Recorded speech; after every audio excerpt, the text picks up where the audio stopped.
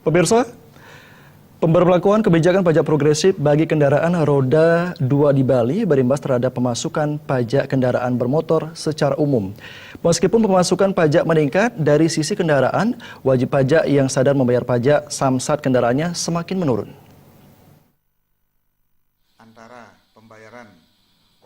Kepala UPT Samsat Denpasar Putu Sukardana mengatakan, kesadaran masyarakat membayar pajak kendaraan dibandingkan pembayaran wajib pajak bulan Januari 2017 pada bulan yang sama tahun 2016, secara kualitatif pendapatan pajak meningkat. Namun dari sisi kuantitas terjadi penurunan. Penurunan kesadaran wajib pajak tercermin dari turunnya pendapatan PKB, pajak kendaraan bermotor, dan BBNKB biaya balik nama kendaraan bermotor selama 2 tahun terakhir. Berdasarkan data pajak bulan Januari 2017 dibandingkan bulan yang sama tahun sebelumnya, jumlah kendaraan yang membayar pajak turun hingga 1,63%. Pada Januari tahun 2016 sebanyak 60.915 unit, sementara Januari 2017 sebanyak 58.363 unit.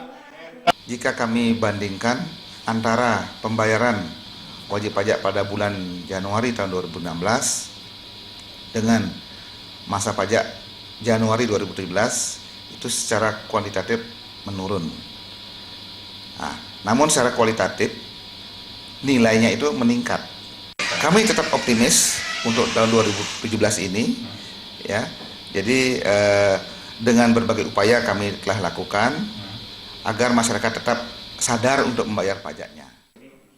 Putu Sukardana menambahkan dibandingkan tahun sebelumnya berdasarkan data pemasukan pajak bulan Januari 2016, sisi pendapatan daerah memang jauh meningkat dari 32,2 miliar rupiah menjadi 38,5 miliar rupiah lebih pada Januari 2017. Secara kualitatif, perolehan pajak naik akibat penerapan pajak progresif, namun kesadaran masyarakat membayar pajak justru menurun. Gambaran awal tahun 2017 ini akan dijadikan tolok ukur untuk mengejar penurunan target pendapatan pajak kendaraan bermotor di Bali. Suteja Bali TV.